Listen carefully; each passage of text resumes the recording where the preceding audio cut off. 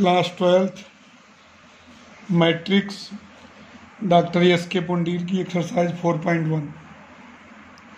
आव्यूह के बारे में हमने थ्योरी पूरा पढ़ा दी थी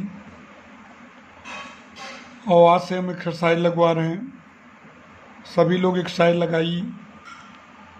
इसमें यदि एक आव्यूह है, उसमें 5 पंक्तियां, प्रत्येक पंक्ति में 3 अवयव हैं, तो उस आव्यूह का क्रम आप जानते हैं। आव्यूह में पंक्तियों और स्तंभों के बारे में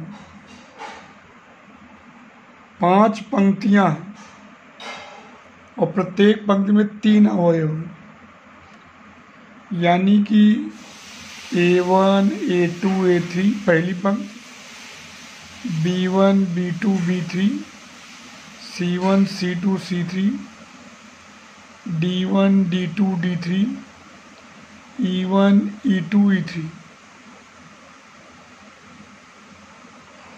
आप देख सकते हैं पहली पंक्ति, दूसरी पंक्ति, तीसरी पंक्ति, चौथी पंक्ति, पांचवी पंक्ति, और हर पंक्ति में कितने अवयव हैं? 3। तो जाहिर सी बात है 5x3। तो आव्यूह का क्रम क्या होगा? आव्यूह का क्रम होगा, पंक्तियां कितनी हैं? 5, और प्रत्येक पंक्ति में अवयव कितने हैं? 3। तो आव्यूह का क्रम होगा 5x3। अगला क्वेश्चन है कि यदि एक आव्यूह में 12 अवयव हैं तो उस आव्यूह के सभी संभव क्रम ज्ञात किया, ऑर्डर निकालना। यानी कि जैसे मैंने कहा कि ये आव्यूह क्या होता है, mn संख्याओं का एक निकाय होता है, सिस्टम होता है, जिसमें यम पंक्तियों में और n स्तंभों को के रूप में रखकर एक आयताकार सारणी के रूप में व्यवस्थित किया जाता है। कि यहाँ यमन का काम कौन कर रहा? 12। अब आप ये सोचिए कि आपके पास 12 अवयव हैं, तो कितने प्रकार से आप उनको आयताकार व्यू बना सकते हैं, आयताकार सारणी के रूप में व्यवस्थित कर सकते हैं। ऐसा कर सकते हैं कि 1 रो हो और 12 कॉलम्स हो, एक पंक्ति हो और 12 स्तंभ हो, मतलब एक पंक्ति हो और 12 स्तंभ हो। ऐसा भी हो सकता है 2 6 या 12, 2 पंक्ति हो और 6 स्तंभ हो। 3 4 या 12, 3 पंक्ति हो, 4 स्तंभ हो। 4 3 या 12, 4 पंक्ति हो, 3 स्तंभ हो। 6 पंक्ति हो, 2 स्तंभ हो।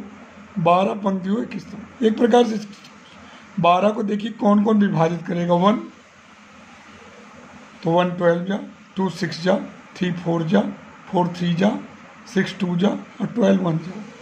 इस प्रकार आप कोई भी आव्यूह में अगर अवयवों की संख्या दी हो तो कितने प्रकार से आव्यूह को व्यवस्थित कर सकते हैं, उनका क्या क्रम होगा, इस प्रकार से ज्ञात कर सकते हैं। आव्यूह में 5 अवयव तो उस आव्यूह के सभी संभव क्रम ज्ञात कीजिए। 5 अवयव तो किस प्रकार आप व्यवस्थित कर सकते हैं? 5 अवयव हैं तो इसका गुणनखंड कौन कौन होगा? 1 और 5, तो 1 × 5, 5 × 1। आव्यूह है AIJ 2 × 2, यानी कि 2 रो 2 कॉलम है, इसकी रचना बनानी है। जबकि AIJ दिया है I + 2j। आप ये जानते हो 2 × 2 का अर्थ होता है 2 रो 2 कॉलम। 2 रो 2 कॉलम का मतलब A11, A12, A21 और A22। अब यहाँ देखिए AIJ दिया है, व्यापक रूप इसका AIJ है I + 2j। तो आप देखिए A11 निकालना चाहेंगे आप, तो 1 + 2 × 1, तो 1 + 2 3। A12 निकालना चाहेंगे तो I की जगह 1 रखेंगे, J की जगह 2, तो 1 + 2 × 2, तो 1 + 4 5। A21 निकालेंगे तो I की जगह 2 और J की जगह 1, तो 2 + 2 × 1, 2 + 2 4। और A22 ज्ञात करेंगे, I की जगह 2 और J की जगह भी 2, तो 2 + 4 6 आ गया। अब यहाँ रख दीजिए A11 का मान 3, A12 का मान 5, A21 का मान 4, A22 का मान 6। इस प्रकार आप आव्यूह को ज्ञात कर सकते हैं। तीसरा क्वेश्चन में दो आव्यूह समान दिए गए हैं और आप जानते हैं कि दो आव्यूह समान कब होते हैं, जब उनका ऑर्डर समान हो और संगत अवयव समान हो, तभी समान कहे जाएंगे। यहाँ देखिए 2x2 ऑर्डर का है भी 2x2। अब हम क्या करेंगे, समान हैं इसका मतलब संगत अवयव इक्वल होगा। यहाँ देखिए x और A3, देखिए A11 कंपेयर कर लेंगे, x बराबर 3 हो जाएगा। दूसरा देखिए A12 3x minus y equal to 2, x की वैल्यू रख दीजिए 3 into 3 minus y equal to 2, 9 minus y equal to 2, तो y इक्वल टू हो जाएगा 9 माइनस 2 7।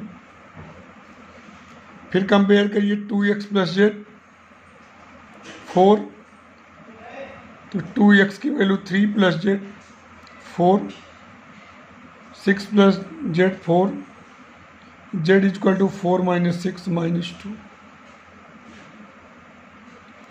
अब 3y माइनस ओमेगा जेड है, तो आप वैल्यू देखिए किसकी वैल्यू, y की वैल्यू 7 और जेड की value -2। 21 minus omega equal to -2, minus omega -2 minus 21, minus omega -23, omega 23। इस प्रकार आपने x की वैल्यू क्या निकाली 3, y की 7, जेड की -2, ओमेगा की 23। ये उसी तरीके का एक सवाल और है, प्रैक्टिस करिए।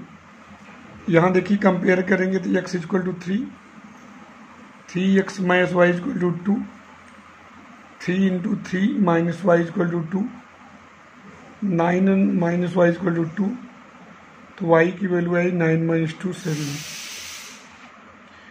2x प्लस जेड है 4, अब x की वैल्यू रख दीजिए 2 into 3 plus z equal to 4, तो z equal to 6 plus z equal to 4, तो जेड इक्वल टू हो जाएगा 4 माइनस 6 माइनस 2। अगला है 3y माइनस ओमेगा 7, y की value 3 into 7 minus omega equal to 7, 21 minus omega 7 minus omega 7 minus 21, minus omega minus 14, omega equal to 14। इस प्रकार x की value 3, y की 7, z की -2, ओमेगा की 14। ए और बी दिए हैं, a प्लस बी ज्ञात करना है। आपको पता है कि आव्यूहों में योग तभी संभव होता है जब दोनों का ऑर्डर समान हो, और योग बहुत साधारण होता है कि संगत अवयवों को जोड़ लीजिए बस। जैसे आपको a प्लस बी ज्ञात करना, देखिए दोनों का ऑर्डर समान है तभी योगफल संभव है। फिर क्या करिएंगे आप, संगत अवयवों को जोड़ लेंगे बस। ऐसे अंतर भी किया जाता है, संगत अवयवों को जोड़ लीजिए 212 048 614, तो 1 में 2 को जोड़ेंगे 1 प्लस 2, 4 में 1 को, 3 में 2 को, 2 में 0 को, 1 में 4 को, 8 में 8 को, 1 में 6 को, 1 में 1 को, 2 में 4 को, तो हो जाएगा 3 5 5 2 5 16 7 2 6। इस प्रकार से हम योग कर सकते हैं। सवाल है योगफल का, ये ए दिया है, बी दिया है, सी, ए प्लस बी प्लस सी ज्ञात कीजिए। तो ए, बी और सी, देखिए ऑर्डर तीनों का समान है, 2x3 2x3 2, तो और जानते हैं योग में साहचर्य नियम जैसे एसोसिएटिव लॉ को भी होल्ड करता है। तो पहले आप ए में बी को जोड़ दीजिए, 2 प्लस 3 5, -1, 3 में -4 जुड़ा, 4 माइनस 5 जुड़ा -1, -2, 0 में 2 जुड़ा 2, और 2 में 1 3, 5 -1 0 7 0 3। अब 5 में 5 जोड़े 10, -2 -1, -2 में 7 जुड़ा 5, 2 में 0 2, 3 में 3 जुड़ा 6।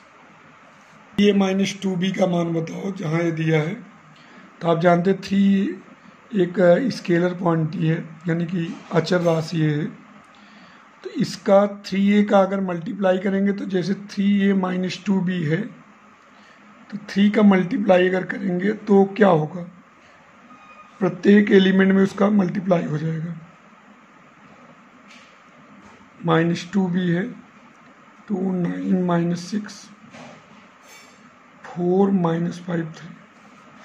3 का मल्टीप्लाई करेंगे, 3 1 जा 3, 18 6 12 9 -15। और 2 का मल्टीप्लाई करेंगे 4 18 -12 2 4 जा 8 10 2 3 जा 6। इसे आप 3a का मतलब a + a + a, तो इसीलिए 3 का सब में गुणा हो गया। तब अब देखिए इसको हम घटाते हैं, 3 - 4 18 - 18 6 + 12 हो जाएगा, 12 - 8 9 + 10 हो जाएगा, -15 -6 आएगा, -1 0 18 4 19 -21।